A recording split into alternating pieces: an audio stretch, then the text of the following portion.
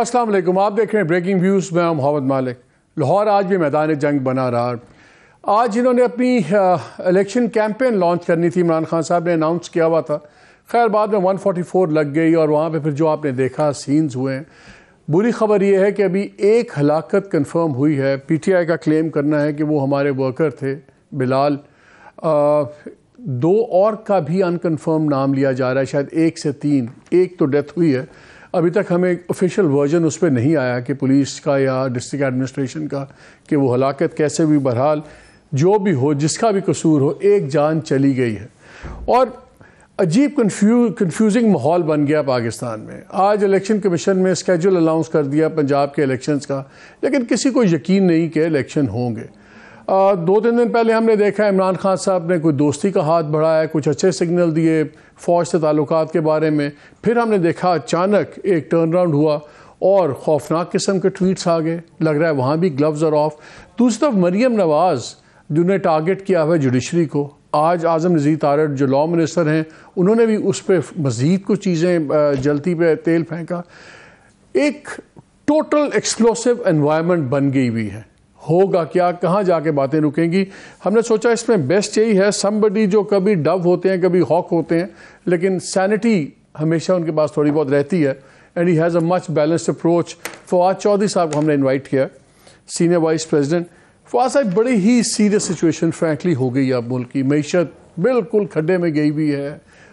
पहले मैं ज़रा बात कर लूँ, आपकी पार्टी पॉलिटिक्स है, आप लोग फ़ौज से चाहते क्या है? बिकॉज हमें मिक्स सिग्नल्स आ रहे हैं। पहले खान साहब ने कुछ दिन पहले बयान दिया कि मुझे नहीं समझ आती कि आर्मी चीफ मुझे दुश्मन क्यों समझते हैं और हम बात करना चाहते हैं, एस्टैब्लिशमेंट हमारे से बात नहीं करी। You have always tried to build a bridge कि बातचीत होनी चाहिए सब कुछ।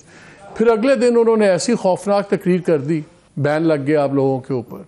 अभी वो बातें थोड़ी बहुत देख रहे थे तो कल फिर एक आ गया जिसमें तो उन्होंने ये कह दिया कि PTI will take on PDM parties and their backers who should have been neutral umpires plus state machinery. यानी कि अब हमने अब टेक ऑन कर लिया सबको। फिर हमने ये देखते हैं कि बातचीत भी हुई। पहले आप वो कहते थे मीर सादिक, मीर जाफर और साइफर साजिश, बट अगेन खान साहब जाके मिले भी उस वक्त के आर्मी चीफ को और जाके प्रेसिडेंसी में मिले। अब दूसरी साइड क्लेम कर दी कि आप मिलना चाहते हैं, वो नहीं मिले। चाहते क्या है पहले अब ये क्लियर करें, और आपका और फौज का रिलेशनशिप कहाँ पे खड़ा हुआ है?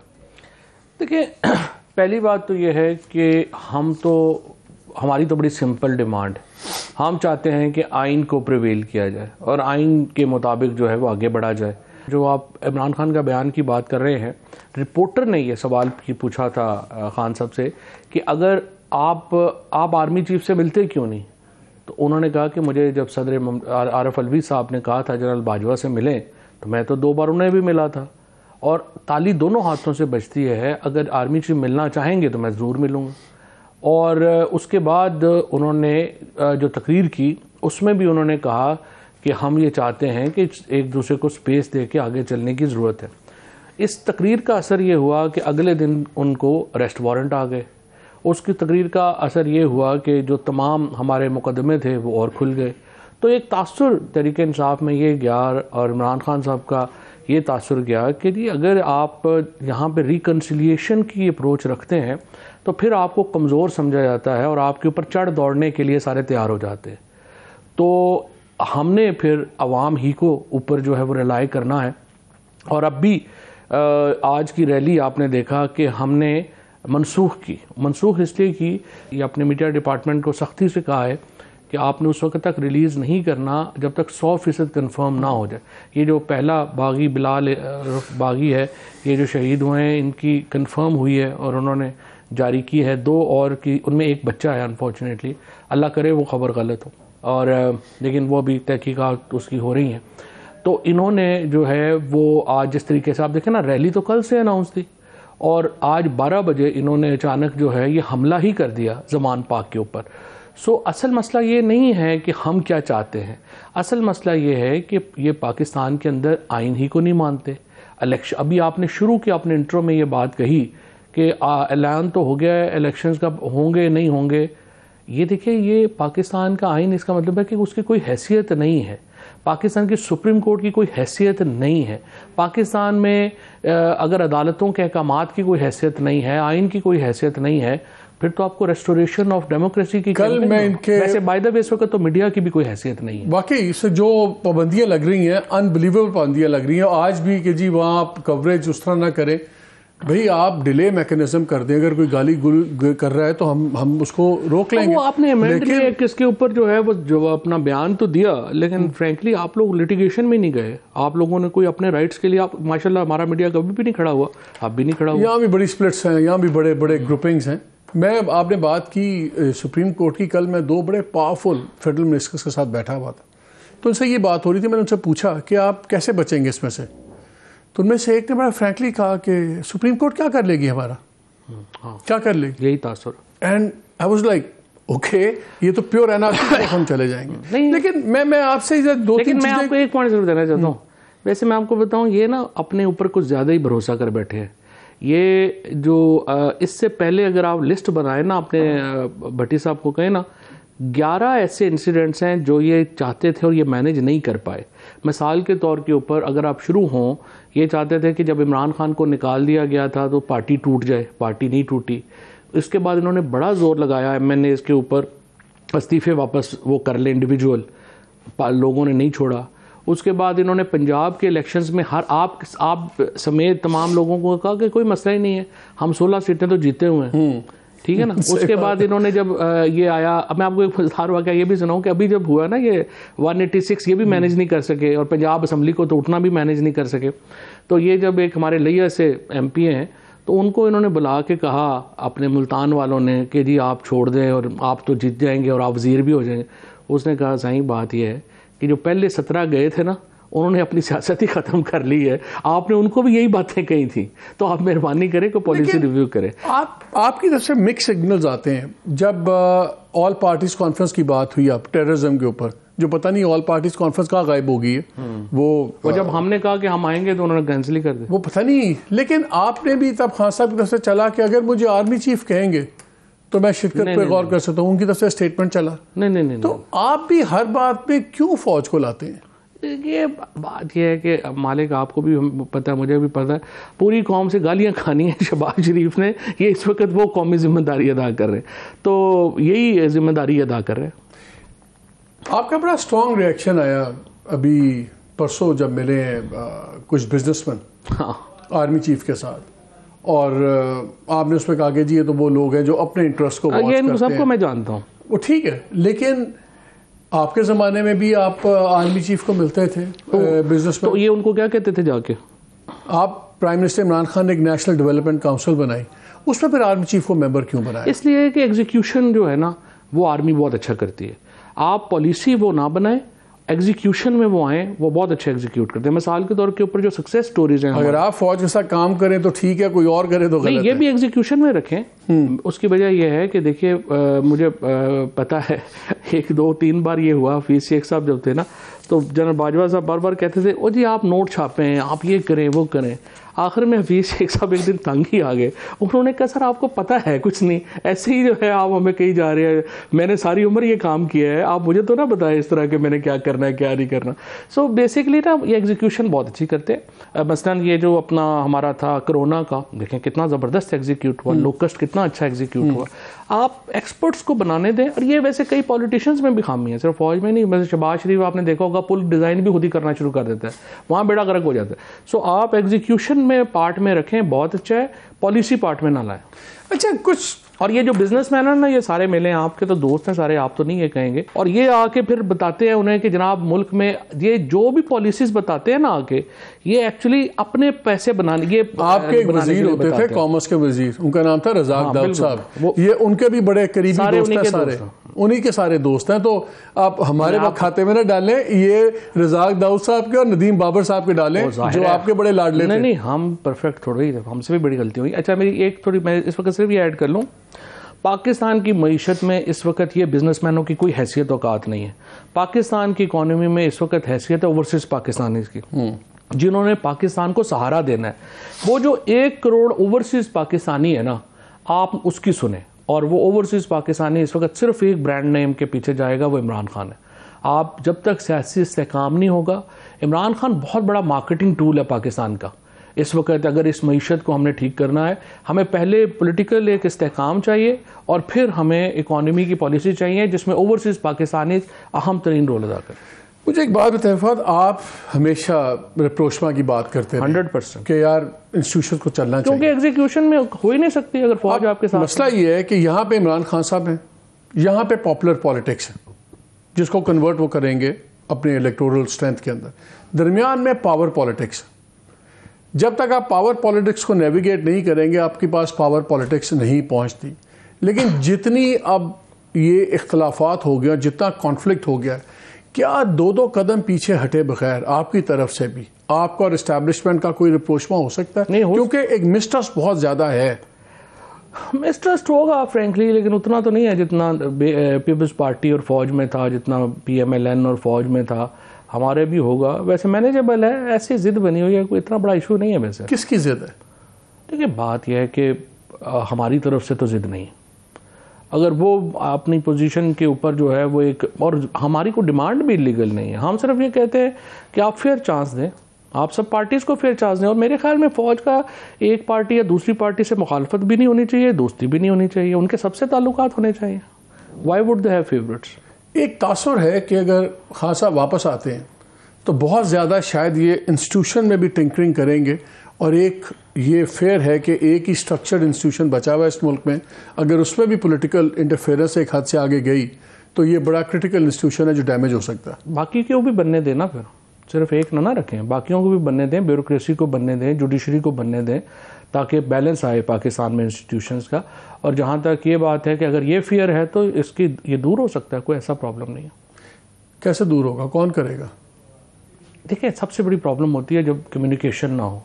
बहुत सारे इश्यूज़ में प्रॉब्लम आती है कि जब कम्युनिकेशन नहीं होती ना, फिर इधर उधर वाले लोग जो है वो बढ़ा चढ़ा के बातें शुरू कर देते हैं, और उससे बड़ी एक आप समझिए कि एक दिल में कदूरत पैदा हो जाती है। कम्युनिकेशन ना हो तो बड़े मसले होते हैं। कम्युनिकेशन ही 70-80% तो कम्युनिकेशन से इश्यूज़ रिजॉल्व हो जाता है।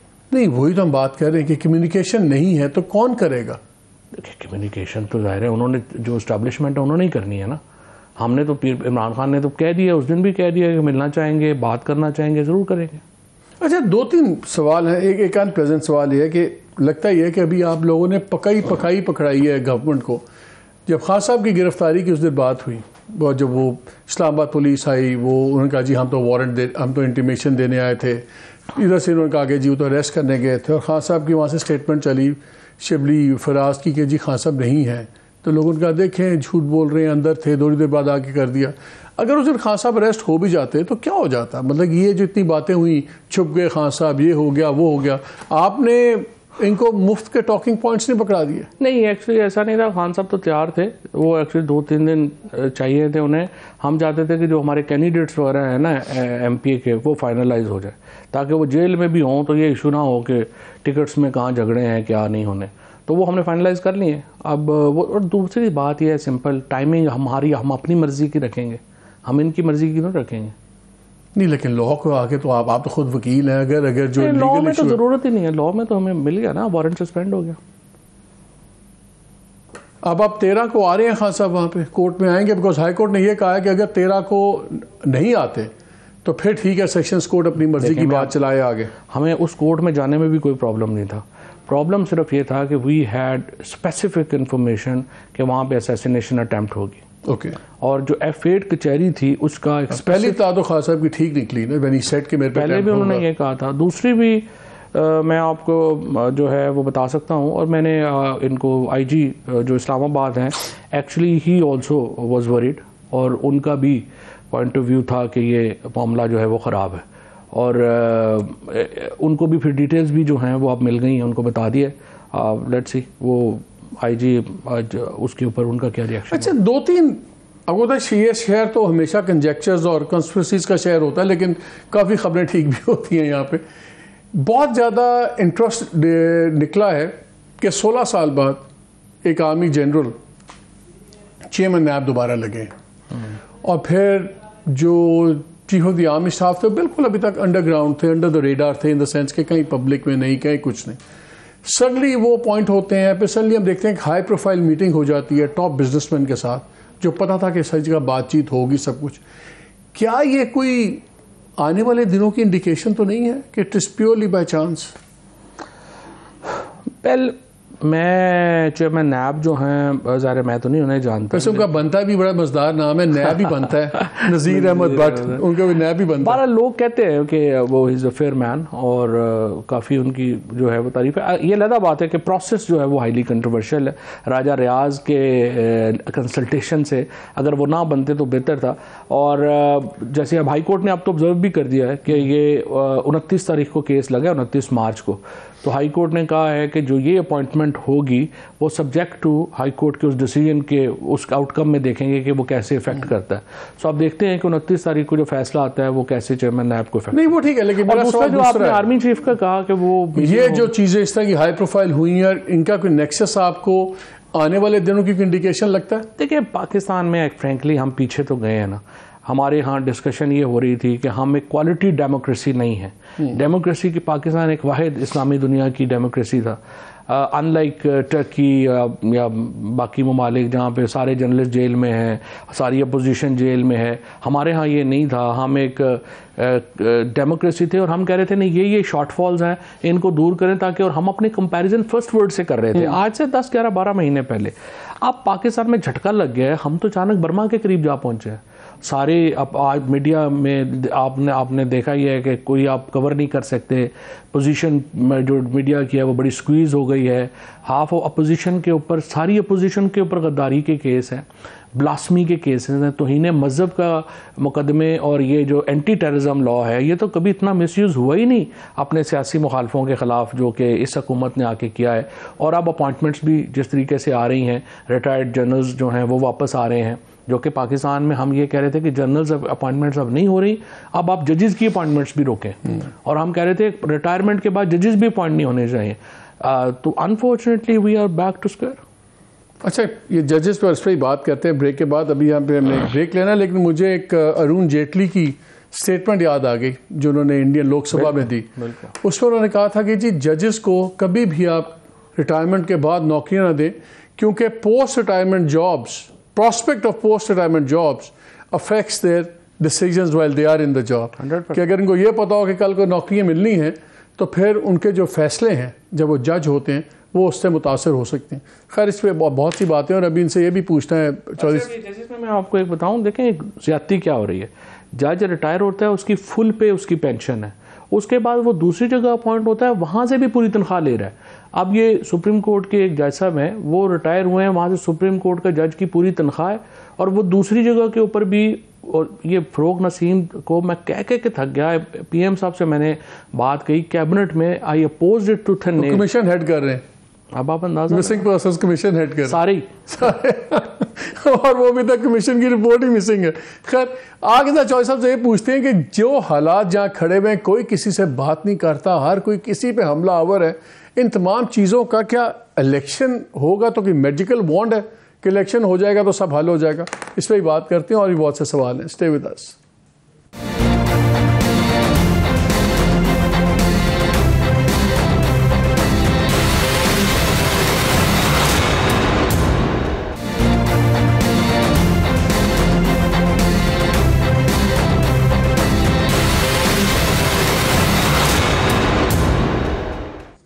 जी welcome back to the show. अभी ब्रेक के दरमियान में ही पता लगा कि एक थ्रेट अलर्ट जारी हुआ है आईजी केपी से।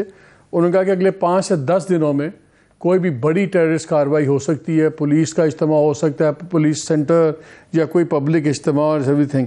ये बड़ी इंटरेस्टिंग है, विदाउट क्वेश्चनिंग इट बिल्कुल जायज़ होगी।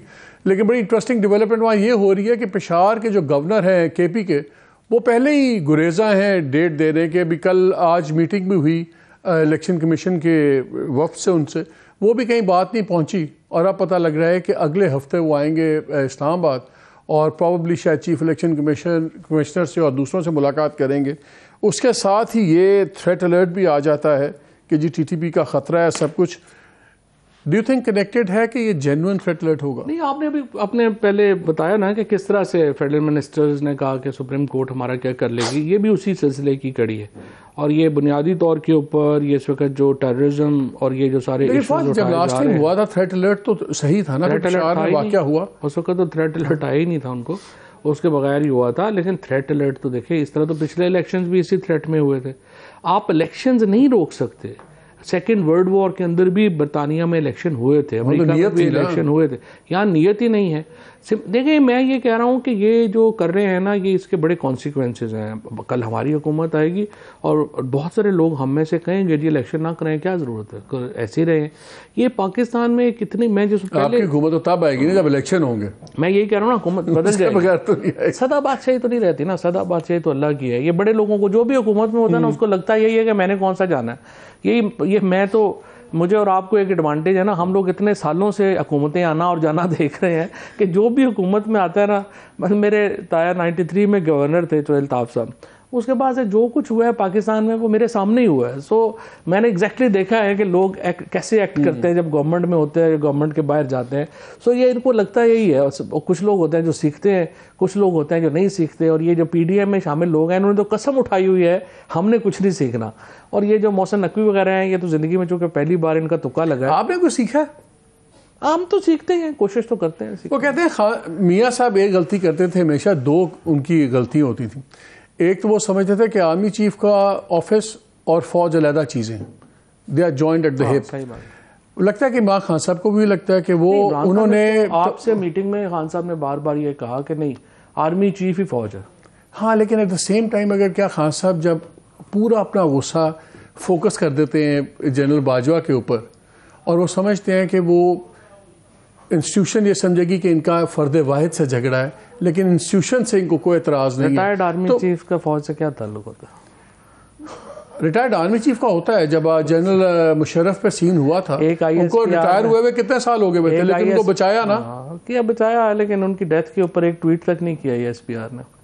ऐसे ही होता है, ये नहीं होता कोई हर एक की।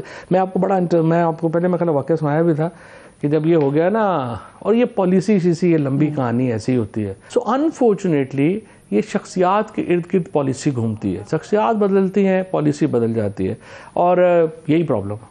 अच्छा, आप लोगों ने टारगेट किया हुआ है जनरल बाजवा को, मरियम ने टारगेट किया हुआ है जनरल फैज़ को। ये बड़ी इंटरेस्टिंग टारगेटिंग है। साथ उन्होंने जजेस को टारगेट किया हुआ है, आप जजेस को डिफेंड कर रहे हैं। नहीं, वो देखें, मैं आपको सच्ची बात बताऊं, जनरल बाजवा साहब से ताल्लुकात जब हमारी हुकूमत चली भी गई ना, ताल्लुकात इतने बुरे नहीं थे। और एक्चुअली उसके बाद ही जनरल बाजवा साहब आए थे हमारे, जब नो कॉन्फिडेंस वाले, और उन्होंने कहा कि जी दो बातें। पहले तो उन्होंने कहा जी ये नो कॉन्फिडेंस मूव वापस लेते हैं, आप इलेक्शन करवा दें। और हमने कहा जी बिल्कुल ठीक है। और हम जनरल बाजवा साहब को उस वक्त तक बिल्कुल सही रिलेशन। उसके बाद फिर जब मुलाकात हुई और हमने कहा कि जी ठीक है, आप इनको एक्सटेंशन दे दें और आप इलेक्शन करवा दें। मामला ख़राब हुआ दो बुनियादी वजहों से। जब एक जो सोशल मीडिया के बच्चों को उठा के उनके ऊपर बहुत ज़्यादा तशद्दुद किया गया, और फिर शहबाज गिल को उठा के, और फिर जो आज़म स्वाति वाला था वो तो ब्रेक डाउन पॉइंट था। ये जब ये कस्टोडियल टॉर्चर का निशाना बनाया गया ना, फिर खान साहब का एक बहुत जो है वो वॉलेटाइल गुस्सा वो हो गया। अदरवाइज उससे पहले हमारे ताल्लुकात ख़राब नहीं थे। क्या इलेक्शन जो जितनी ये डिविजन्स हो गई हुई हैं, जितने मिसट्रस्ट हो गए हैं, इलेक्शन से हल हो जाएगा मसला? इलेक्शंस के अलावा तो कोई रास्ता नहीं है ना, इलेक्शंस के अलावा कोई रास्ता नहीं है। और आप कैसे जो है, ये एक गवर्नमेंट ही नहीं है इस वक्त, इलेक्शन के बगैर तो गवर्नमेंट। और इस वक्त फ्रैंकली देखिए, मैं आपको बताऊं हालत, PDM इस वक्त इलेक्शन क्यों नहीं कराना चाहती? वो इसलिए नहीं कराना चाहती कि इस वक्त हालात ये हैं कि इलेक्शन होना है PTI के कैंडिडेट्स के दरमियान और आज़ाद उम्मीदवारों के दरमियान जिनको हमसे टिकट नहीं मिलना। PDM के पार्टियाँ दोनों तीसरे नंबर पर हैं। सो उनको राइटफुली वो तो उनकी तो घबराहट आई हुई है। मरियम की तकरीरें या जलसे जुलूस जो भी हैं, मरियम नवाज़ की तो पॉलिटिक्स ख़त्म हो चुकी है। इन्होंने शुरू अच्छी की थी, टू बी फेयर विद, और जब इन्होंने जेल और वो किया था, लेकिन इन्होंने इतनी संगीन गलतियां की हैं कि हर पॉलिटिक्स इज़ फिनिश्ड। सो नई ताकत ही कोई उभरेगी। लेकिन वो लग नहीं रहा कि आपसे क्यों ले रहे हैं कि जिस तरह खान साहब ने इंटिमिडेट कर देते हैं पुलिस को, अदालतों को, उन्होंने कहा हम भी अब अदालतों पर चढ़ दौड़ेंगे, अदालतें ज़रा इंटिमिडेट हो जाएं हमारे से। अभी तक तो सुप्रीम कोर्ट ने बड़ा मेरा ख्याल अच्छा पॉलिसी रखी हुई है, वो नहीं इंटिमिडेट हो रहे कि जो मर्जी बातें करते रहे, उन्होंने कोई ख़ास उसके ऊपर रिएक्शन नहीं दिया, देना भी नहीं चाहिए है कि खासा बैन हो जाते हैं अगर वो एक इंस्टीट्यूशन के अफसर पे बात करते हैं। अगर मरियम 2 सिटिंग सुप्रीम कोर्ट के जजेस को करप्ट कहती हैं, कॉम्प्रोमाइज कहती हैं कि बेंच फिक्सिंग कर रहे हैं, बेंच फिक्सिंग करते हैं, तो फिर उस पर ये क्यों है? वो मेरा ख्याल है इसलिए कि ये जो है ना इदारा जो सुप्रीम कोर्ट है वो डिसिप्लिन में तो नहीं है ना। Chief justice is not the commander of that, it is first among the equals. दूसरी तरफ जो है वो सिचुएशन ये है कि वो एक डिसिप्लिन इंस्टीट्यूशन है और वो एक्शन एक आदमी ने फैसला करना है, उस पर अमल होना है। सो ये एक उसकी वजह से सुप्रीम कोर्ट में कॉन्फ्लिक्ट्स हैं। लेकिन मुझे ये लग रहा है जो अभी बार के जो रिज़ल्ट्स आए आपके सामने और आपने देखा है कि किस तरह पीटीआई ने स्वीप किया है हर जगह के ऊपर, तो ये एक जो वकला और जिस तरीके से ये आज़म तारड़ वगैरह का ग्रुप फारग हुआ है मुकम्मल तौर पे बार एसोसिएशन से, ये एक इससे मुझे लगता है कि सुप्रीम कोर्ट जो है वो ताकतवर है। सारी सियासत का महवर इस वक्त इमरान खान है, whether you are for him और अगेंस्ट हिम। आपने बैन किया है, उसके बावजूद सुबह 8 बजे की खबरों से लेकर वही चल रही है। मुझे एक बात बताएं, अगर कोई बंदा कहीं पे मनूवरिंग रूम क्रिएट कर सकता है सबके लिए, वो है इमरान खान। गवर्नमेंट के पास तो ऑप्शन नहीं है इलेक्शन में जाना, वो हारते हैं तो वो तो चाहेंगे पूरा निज़ाम गिर जाए ताकि आई वुड रादर के भी मैम हम भी बाहर हों, आप भी बाहर हों, इमरान खान तो ना वज़ीर आज़म हो। जब इतनी एक्सट्रीम सिचुएशन होगी, लेकिन हम देखते हैं खान साहब का जो गुडविल जेस्चर है या CBM है वो 24 घंटे से ज़्यादा रहता नहीं है। क्या है, बहुत ज़्यादा टेम्परामेंटल हैं उनमें, इतनी अभी तक वो सब्र नहीं आया कि 2-4 दिन सब्र कर लें, देख लें रिएक्शन होता है। आपने कहा एक दिन उन्होंने CBM दिया, अगले दिन गिरफ्तारी होगी, कई बड़ी चीज़ें इन मोशन होती हैं, तो इतनी जल्दी किस बात की? मेरा ख्याल है कि दोनों तरफ से ही CBMs होने चाहिए ना, CBM तो दोनों तरफ से ही होने चाहिए। और यहाँ पे जो अभी सिचुएशन हुई है, आज आपने जिस तरह लाहौर का हम जिक्र कर रहे हैं, फिर बैन आप देखें, नवाज शरीफ जो है वो एब्सकॉन्डर है, उसकी तकरीरें चल रही हैं, वो सारा चीज़ उसका हो रहा है। मरियम नवाज़ जो है वो एक कन्विक्टेड है, उसकी अपील अभी सुप्रीम कोर्ट में पेंडिंग है, वो उसका हो रहा है। आप मरियम नवाज़ ने कल शेखुपुरा में सारी सड़कें ब्लॉक करके जलसा किया, छोटा सा उनकी जलसी थी। शाह महमूद कुरैशी और मैं जो हैं वो हमने मीडिया टॉक की और हम पे पर्चा हो गया। सो अनफॉर्चुनेटली हम ये देख रहे हैं कि जो CBMs हैं उनका कोई रिस्पॉन्स आ नहीं रहा। अगर इतना एग्रेसिव होगा, ब्रेक मुझे लेने का बार बार कहा जा रहा है, वेरी क्विकली CBM जब आप करते हैं तो कुछ टाइम भी तो दिया करें उसको मैच्योर होने के लिए। नहीं, अब 9-10 महीने तो दिए हैं। इससे पहले मैंने आपको बताया जो जनरल बाजवा साहब के साथ तो बड़ी लंबा अरसा चलते रहे और ये कोशिश होती रही कि वो करेंगे। अच्छा, एक सवाल छोड़े जा रहा हूँ, ब्रेक के बाद आगे पूछूंगा। क्या आपकी और एस्टैब्लिशमेंट की सुलह हुए या कम अज कम वर्किंग रिलेशनशिप बने बगैर आपको इलेक्शन होते नजर आ रहे हैं? ये ब्रेक के बाद जवाब लूंगा। Stay with us.